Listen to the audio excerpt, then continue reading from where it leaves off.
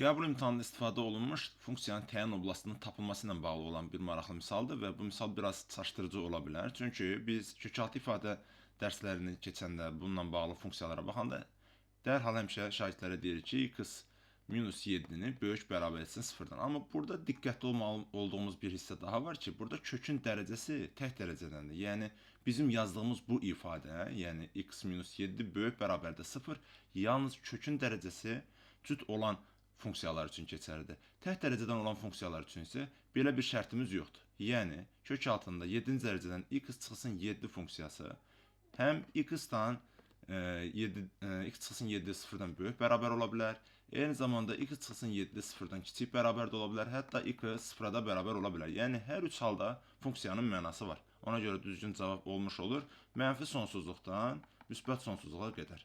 Çox sadə və yazılması vacib olan suallardandır.